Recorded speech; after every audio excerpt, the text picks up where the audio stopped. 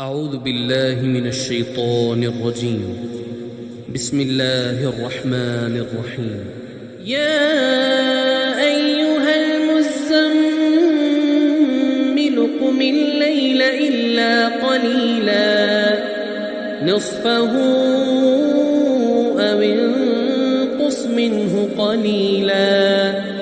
أو زد عليه ورتل القرآن ترتيلا إنا سنلقي عليك قولا ثقيلا إن ناشئة الليل هي أشد وطئا وأقوم قيلا إن لك في النهار سبحا طويلا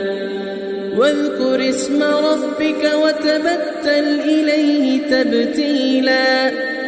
رب المشرق والمغرب لا إله إلا هو فاتخذه وكيلا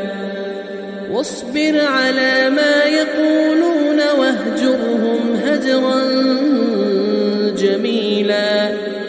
وذرني والمكذبين أولي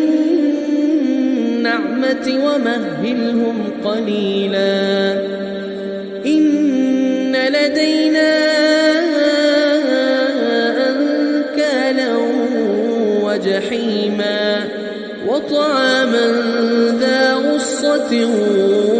وعذابا أليما يوم ترجف الأرض والجبال وكانت الجبال كثيبا مهيلا إنا أرسلنا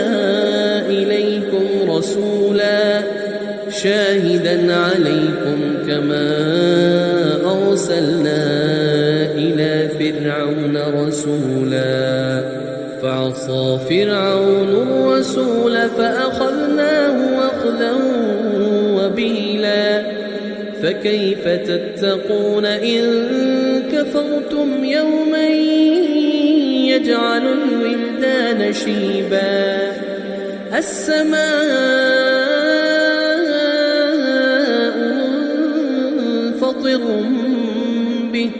كان وعده مفعولا إن هذه تذكرة فمن شاء اتخذ إلى ربه سبيلا إن ربك يعلم أنك تقوم أدنى من ثلثي الليل ونصفه وثلثه وطائفة من الذين معك والله يقدر الليل والنهار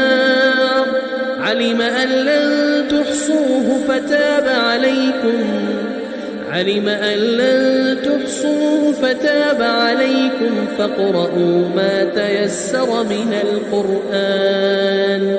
علم أن سيكون منكم